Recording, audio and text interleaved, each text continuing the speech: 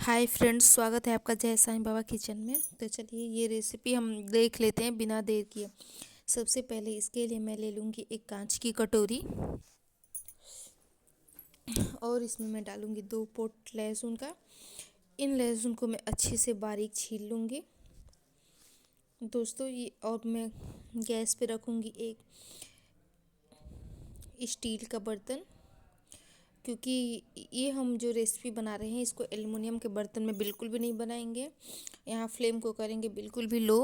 और फिर इसमें दोस्तों ये देखिए 2 से 3 बड़े चम्मच सरसों का तेल डालेंगे। जब ये गर्म हो जाएगा तो ये जो लहसुन है इसे हम अच्छे से छील लिए हैं, धोना नहीं है इसे। और फिर मैं इसे लहसुन को इसमें डाल देंगे। यहाँ फ्लेम बिल्कुल जीरो रहना चाहिए, क्योंकि मुझे ये धीरे धीरे पकाना है दोस्तों। सरसों सरसों में सेलेनियम मैग्नीशियम होते हैं, जो एंटी इन्फ्लेमेटरी गुणों से भरपूर होता है दोस्तों। इसे धीरे धीरे पकाना है ताकि इसका जो कलर है वो बिल्कुल भी चेंज हो जाए। तेज़ आंच बिल्कुल भी नहीं करनी है, एकदम लो करनी है दोस्तों। ये बच्चे बड़े सबके लिए है दोस्तों। वही लहसुन लहसुन और अजवाइन में रोगाणु रोधक गुण होते हैं दोस्तों। इसके बाद हम इसमें डालेंगे अजवाइन 1 चम्मच।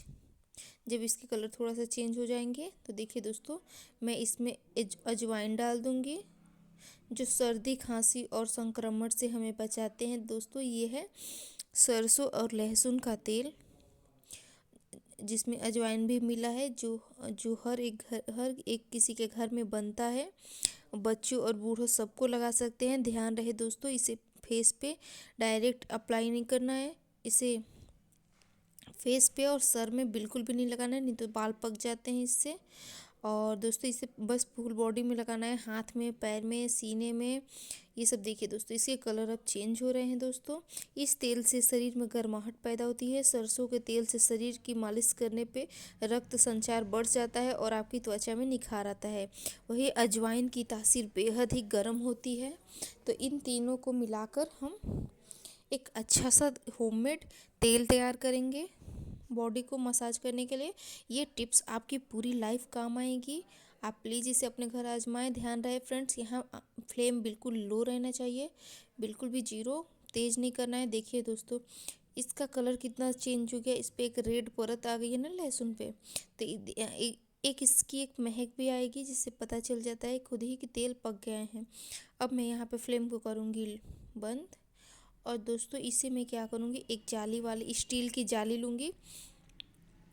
दोस्तों ध्यान रहे, हम लोग प्लास्टिक वाले जाली से बिल्कुल नहीं इसे छानेंगे, और उसे छान लेंगे। और जब ठंडा हो जाएगा तो इसे हम अपने हाथ में, पैर में, सीने में, छोटे बच्चों के खांसी सर्दी जिसे हुई होगी उसे आप अच्छे से लगा सकते हैं। चेहरे पे बिल्कुल भी ना लगाएं इस तेल को दोस्तों। ये बहुत ही फ़ायदेमंद तेल है। देखिए इस छन्नी से, जो स्टील वाली छन्नी होती है, इससे मैंने छान लिया है। और ये देखिए दोस्तों, छान लेने के बाद हमारा तेल बन के एकदम भी रेडी हो गया है। आप प्लीज़ इसे अपने घर ज़रूर बनाएं और छोटे बच्चों को लगाएं, अपने लगाएं।